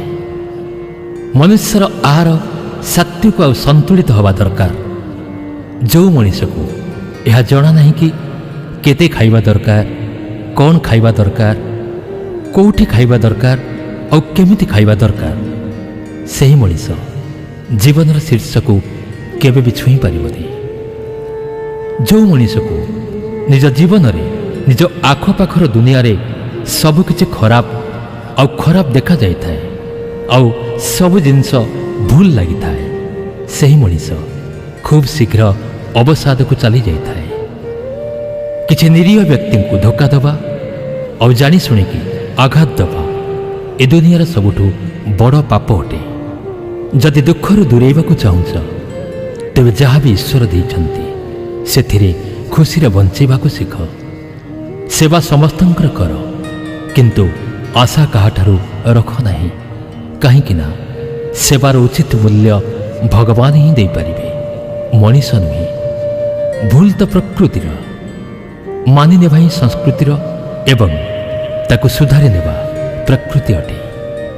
ମଣିଷ ନିଜର ଘର, ସାଙ୍ଗ, ଦୋସ୍ତି ସବୁ ବଦଳାଇଥାଏ, କିନ୍ତୁ ତାହାପରେ ବି ଦୁଃଖରେ ରହିଥାଏ, କାହିଁକି ନା ସିଏ ତା ନିଜକୁ ବଦଳାଇ ନଥାଏ। ଭଗବାନଙ୍କ ନିଷ୍ପତ୍ତିରେ କେବେ ସନ୍ଦେହ କର ନା। ଯଦି ଶାସ୍ତି ମିଳୁଛି ତାହେଲେ ଭୁଲ ନିଶ୍ଚିତ ହୋଇଛି। ହେ ଅର୍ଜୁନ, କାହିଁକି ବ୍ୟର୍ଥ ଚିନ୍ତା କରୁଛ? କାହାକୁ ଅଯଥା ଭୟ କରୁଛ? କିଏ ତୁମକୁ ମାରିପାରିବ? ଆତ୍ମା କେବେ ଜନ୍ମ ହୁଏନି କି ମରେନି। ନା ଏ ଶରୀର ତୁମର, ନା ତୁମେ ଏ ଶରୀରର ଅଟ। ଏ ଶରୀର ଅଗ୍ନି, ବାୟୁ, ଜଳ, ପୃଥିବୀ, ଆକାଶ ଇତ୍ୟାଦି ଉପାଦାନରୁ ଗଠିତ। ଶେଷରେ ଏହି ସବୁଥିରେ ହିଁ ବିଲୀନ ହୋଇଯିବ। ହେଲେ ଆତ୍ମା ସ୍ଥିର ଅଟେ। ଯାହାକୁ ତୁମେ ମୃତ୍ୟୁ ବୋଲି ଭାବିଥାଅ, ତାହା ତ ଗୋଟେ ନୂଆ ଜୀବନ ଅଟେ। ଦୁଃଖ ଆଉ ଅସୁବିଧା ମଣିଷକୁ ହଇରାଣ କରିବାକୁ ନୁହେଁ, ବରଂ ତାହାର ଯୋଗ୍ୟତା ଆଉ ଆତ୍ମବିଶ୍ୱାସର ପରୀକ୍ଷା ନେବାକୁ ଆସିଥାଏ। ଯେଉଁ ବ୍ୟକ୍ତିର ମନ ଶାନ୍ତ ହୋଇଥାଏ, ଯେଉଁ ଲୋକ କହିବା ଆଉ ନିଜ କର୍ମ କଲାବେଳେ ଶାନ୍ତ ରହିଥାଏ, ସେ ସେହି ବ୍ୟକ୍ତି ଅଟେ ଯିଏ ସତ୍ୟକୁ ହାସଲ କରିସାରିଛି ଆଉ ଯିଏ ଦୁଃଖ କଷ୍ଟରୁ ମୁକ୍ତି ପାଇଛି। ଯାହା ହୁଏ ଭଲ ପାଇଁ ହୁଏ, ଯାହା ହେଉଛି ତାହା ଭଲ ପାଇଁ ହେଉଛି, ଆଉ ଯାହା ହେବ ଭଲ ପାଇଁ ହିଁ ହେବ।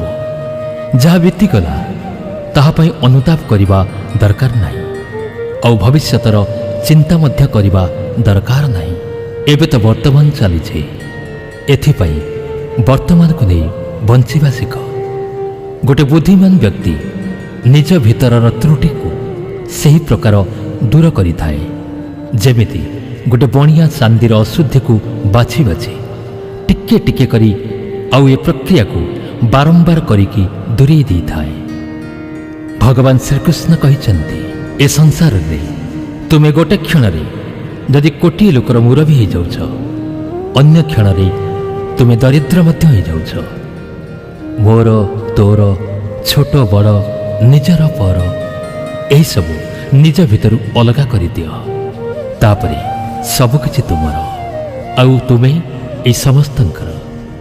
ସମୟର ଭରସାରେ ବସ ନାହିଁ, କାହିଁକି ନା ଭାଗ୍ୟବାନ ବାଲାଙ୍କର ହାତ ଖାଲି ହେଇଯାଇଥାଏ, କିନ୍ତୁ ପରିଶ୍ରମ କଲାବାଲାର ନୁହଁ। ତୁମେ ନିଜ ବିଚାରକୁ ବଦଳାଅ। ନିଶ୍ଚିତ ରୂପେ ଏହି ବିଚାର ତୁମ ଜୀବନକୁ ବଦଳାଇ ଦେଇପାରିବ। କିଛି ରାସ୍ତା ଉପରେ ତୁମକୁ ଏକଲା ହିଁ ଚାଲିବାକୁ ପଡ଼ିବ। ନା ପରିବାର, ନା ସାଥୀ, ନା ବନ୍ଧୁ, କେବଳ ତୁମେ ଆଉ ତୁମର ସାହସ। ଯେଉଁ କାମ ସବୁଠାରୁ ମହତ୍ତ୍ୱପୂର୍ଣ୍ଣ ଆଉ କଠିନ ଅଟେ, ସର୍ବପ୍ରଥମେ ତାକୁ ହିଁ କର। ଜୀବନରେ ଯାହା ବି କିଛି ଘଟେ, ତାହା କିଛି ନା କିଛି କାରଣ ପାଇଁ ଘଟିଥାଏ। ହୁଏତ ତୁମକୁ ସେ କରେଇକି ଚାଲିଯାଏ, ଅଥବା କିଛି ଶିଖେଇକି ଚାଲିଯାଏ। ଯଦି ନାହିଁ, ଲୋକେ କହିବା ତ ଦୂରର କଥା, ଦେଖିବାକୁ ବି ଭୁଲିଯିବେ। ଏଥିପାଇଁ ଅପେକ୍ଷା କେବଳ ନିଜ ପାଇଁ କର। ରାସ୍ତା କେବେ ସରେନି, କିନ୍ତୁ ଲୋକଙ୍କର ସାହସ ହାରିଯାଏ। ପହଁରା ଶିଖିବାକୁ ହେଲେ ପାଣି ଭିତରେ ପଶିବାକୁ ପଡ଼ିଥାଏ। ଏମିତି କେହି କୂଳରେ ବସିକି ପହଁରା ଶିଖିପାରେନି। ଶ୍ରୀକୃଷ୍ଣ କହିଛନ୍ତି, ଯଦି ଟିକେ ଆରାମକୁ ଛାଡ଼ିକି କୌଣସି ବ୍ୟକ୍ତି ଗୋଟେ ବଡ଼ ଖୁସିକୁ ଦେଖିପାରେ, ତାହେଲେ ଗୋଟେ ବୁଦ୍ଧିମାନ ବ୍ୟକ୍ତିକୁ ଦରକାର ସେ ଟିକେ ଶାନ୍ତିକୁ ଛାଡ଼ିକି ଗୋଟେ ବଡ଼ ଖୁସିକୁ ପାଇବାର ପ୍ରୟାସ କରୁ। ଜୀବନର ଯାତ୍ରାରେ ବିଶ୍ୱାସ ଆପଣଙ୍କୁ ବଦଳାଇ ଦେଇଥାଏ। ଭଲ କାମ ଗୋଟେ ଘର ପରି ହୋଇଥାଏ, ଜ୍ଞାନ ଦିନର କିରଣ ପରି ହୋଇଥାଏ, ସତର୍କତା ଆପଣଙ୍କୁ ସୁରକ୍ଷା ଦେଇଥାଏ। ଭୟ ଶତ୍ରୁଙ୍କଠାରୁ ନୁହେଁ, ଆଖପାଖ ଲୋକଙ୍କଠାରୁ ହୋଇଥାଏ। କାହିଁକି ନା ନୌକା ବାହାର ପାଣି ପାଇଁ ନୁହେଁ, ନିଜର ପାଣି ପାଇଁ ହେଇଥାଏ। ସ୍ୱାସ୍ଥ୍ୟ ସବୁଠୁ ବଡ଼ ଉପହାର, ସନ୍ତୋଷ ସବୁଠୁ ବଡ଼ ଉପହାର, ବିଶ୍ୱସ୍ତତା ସବୁଠୁ ବଡ଼ ସମ୍ପର୍କ। ତୁମ ପାଖରେ ଯାହା କିଛି ବି ଅଛି, ତାକୁ ବଢ଼େଇକି କହିବାର କିଛି ଆବଶ୍ୟକ ନାହିଁ। ଅନ୍ୟକୁ ଈର୍ଷା କର ନାହିଁ। ଯିଏ ଅନ୍ୟକୁ ଈର୍ଷା କରେ, ତାକୁ ମନରେ ଶାନ୍ତି ମିଳେ ନା। ଦୁନିଆ ସବୁବେଳେ ପ୍ରଶଂସା କରିବାରେ ଆଉ ଦୋଷ ବାହାର କରିବାରେ ଲାଗିଥାଏ। ଏହା ହେଇ ଆସୁଛି ଆଉ ରହିବ ମଧ୍ୟ। ଯେଉଁ ବ୍ୟକ୍ତି ନିଜକୁ ଭଲ ପାଇଥାଏ, ସେ କେବେ ଅନ୍ୟକୁ ହଇରାଣ କରିନଥାଏ। ଯେଉଁ ବ୍ୟକ୍ତି ବିଚଳିତ କରିବାର ବିଚାରରୁ ମୁକ୍ତ ହୋଇଥାଏ, ସେମାନଙ୍କୁ ଶାନ୍ତି ଅବଶ୍ୟ ମିଳିଥାଏ। ବଡ଼ ବଡ଼ କଥା କହୁଥିବା ଲୋକ ବାସ୍ କଥା କହିବାରେ ହିଁ ରହିଯାଆନ୍ତି, ଆଉ ଅଳ୍ପ ହସୁଥିବା ଲୋକ ବହୁତ କିଛି କରିଯାଆନ୍ତି। ଯିଏ ପାଣିରେ ସ୍ନାନ କରିଥାଏ, ସିଏ କେବଳ ନିଜର ପୋଷାକ ବଦଳାଇ ପାରେ, କିନ୍ତୁ ଯିଏ ଝାଳରେ ଗାଧୋଇଥାଏ, ସେ ଇତିହାସ ବଦଳାଇ ପାରେ। ସମ୍ପର୍କର ମଜା ଉଡ଼ାଇବାକୁ କିଛି ସମୟ ଲାଗେ, କିନ୍ତୁ ଆମେ ଭୁଲିଯାଉ ଜୀବନ ହିଁ ସମ୍ପର୍କକୁ ଗଢ଼ିଥାଏ ଆଉ ସୁଧାରିଥାଏ। ମନରେ ଯାହା ଅଛି ସଫା ସଫା କହିଦେବା ଉଚିତ, କାହିଁକି ନା ସତ କହିବାରେ ସିଦ୍ଧାନ୍ତ ମିଳେ, ମିଛ କହିଲେ ବ୍ୟବଧାନ ବଢ଼େ। ସକାଳର ନିଦ ମଣିଷର ଲକ୍ଷ୍ୟକୁ ଦୁର୍ବଳ କରିଥାଏ। ଲକ୍ଷ୍ୟରେ ପହଞ୍ଚିବାକୁ ଚାହୁଁଥିବା ଲୋକ କେବେ ଅଧିକ ସମୟ ଶୋଇବା ଉଚିତ ନୁହେଁ। ଅନ୍ୟକୁ ହୃଦୟରେ ସେତିକି ଜାଗା ଦିଅ ଯେତିକି ସେ ଦେଉଛି। ଯଦି ଜୀବନରେ ଲୋକପ୍ରିୟ ହେବାକୁ ଚାହୁଁଛ, ତେବେ ସବୁଠୁ ଅଧିକା ଆପଣ ଶବ୍ଦ ପରେ ସବୁଠୁ କମ୍ ମୁଁ ଶବ୍ଦର ବ୍ୟବହାର କରିବା ଉଚିତ। କର୍ମର ଗଣିତ ବହୁତ ସିଧା ଆଉ ସରଳ। ଭଲ କରିବ ତ ଭଲ ପାଇବ, ଖରାପ କରିବ ତ ଖରାପ ପାଇବ। ଯେଉଁ ମନୁଷ୍ୟ ଜିଭ ଥାଇ ବି ଶ୍ରୀ ରାଧାକୃଷ୍ଣଙ୍କର କୀର୍ତ୍ତନ କରୁନାହିଁ, ସେ ମୂର୍ଖ ମଣିଷ ମୋକ୍ଷ ପାଇବାର ସିଡ଼ି ପାଇବି ତା ଉପରେ ଚଢ଼ିବା ପାଇଁ ଚେଷ୍ଟା କରୁନି। ଦୁଃଖ ଭୋଗିଲା ବାଲା ଆଗେ ଚାଲିଯାଇ ସୁଖୀ ହୁଏ, କିନ୍ତୁ ଅନ୍ୟକୁ ଦୁଃଖ ଦେଲା ବାଲା କେବେ ସୁଖୀ ହୁଏନି। ନିଜ ଭିତରେ କରୁଣା ରଖ, ଆବେଗ ନୁହଁ। କାହିଁକି ନା ମେଘର ବର୍ଷାରେ ଫୁଲ ଫୁଟିଥାଏ, ମେଘର ଗର୍ଜନରେ ନୁହଁ। ଖରାପ ବ୍ୟକ୍ତି ଯେତେ ମିଠା ଭରା କଥା କହିଲେ ବି ଆପଣଙ୍କ ପାଇଁ ତାହା ବେମାର ସଦୃଶ ହୋଇଥାଏ, ଆଉ ସଚ୍ଚୋଟ ବ୍ୟକ୍ତି ଯେତେ କଡ଼ା କଥା କହିଲେ ବି ଗୋଟେ ଦିନ ଔଷଧ ସଦୃଶ କାମରେ ଆସିଥାଏ। ଯେମିତିକି ଗୋଟିଏ ଦୀପ ହଜାର ଦୀପକୁ ଜଳେଇ ପାରେ, ଠିକ୍ ସେମିତି ଖୁସିକୁ ଯେତେ ବାଣ୍ଟିବ ଖୁସି ସେତେ ବଢ଼ିବ। ଭଗବାନ ଶ୍ରୀକୃଷ୍ଣ କହିଛନ୍ତି, ହେ ମନୁଷ୍ୟ, ଯଦି ତୁ ସମସ୍ତ ସାଂସାରିକ ଦୁଃଖର ମୁକ୍ତି ପାଇବାକୁ ଚାହୁଁ, ତାହେଲେ ମୋ ପ୍ରତି ଭକ୍ତି ରଖ। ଆଉ ଯିଏ ମୋ ପ୍ରତି ଭକ୍ତି ରଖେ ନା, ସିଏ ନା ଏ ଜୀବନରେ ନା ଜୀବନ ପରେ ଆଉ ଏକ ଜୀବନରେ ଶାନ୍ତିକୁ କେବେ ପାଇପାରେ ନା। ଭଗବାନ କହିଛନ୍ତି, ଯେଉଁ ମନୁଷ୍ୟ ମୋତେ ନିବିଡ଼ ପ୍ରେମ କରି ଏହି ନିବିଡ଼ ରହସ୍ୟପୂର୍ଣ୍ଣ ଗୀତାଶାସ୍ତ୍ରକୁ ମୋ ଭକ୍ତମାନଙ୍କୁ କହେ, ସେ ମୋତେ ପାଇପାରେ। ଏଥିରେ କୌଣସି ସନ୍ଦେହ ନାହିଁ। ଯେଉଁ ମନୁଷ୍ୟ ଗୀତାର ରହସ୍ୟକୁ ଭକ୍ତଙ୍କୁ ବୁଝାଇ ପାରେ ଏବଂ ଏହାର ବିସ୍ତାର ଆଉ ପ୍ରଚାର କରେ, ସେ ମନୁଷ୍ୟ ମୋର ସବୁଠାରୁ ବେଶୀ ପ୍ରିୟ ଅଟେ। ଏଥିପାଇଁ କହୁଛି, ବନ୍ଧୁଗଣ, ଆପଣ ମଧ୍ୟ ଏହି ଗୀତା ଜ୍ଞାନକୁ ଅନ୍ୟମାନଙ୍କୁ ବାଣ୍ଟି ଭଗବାନ ଶ୍ରୀକୃଷ୍ଣଙ୍କ ଏ ଜ୍ଞାନକୁ ପ୍ରଚାର ଓ ପ୍ରସାର କରିବେ। ତେବେ ଆପଣଙ୍କୁ ମଧ୍ୟ ଭଗବାନ ଶ୍ରୀକୃଷ୍ଣଙ୍କ ଅସୀମ କୃପା ନିଶ୍ଚିତ ମିଳିବ। ଜୟ ଶ୍ରୀକୃଷ୍ଣ।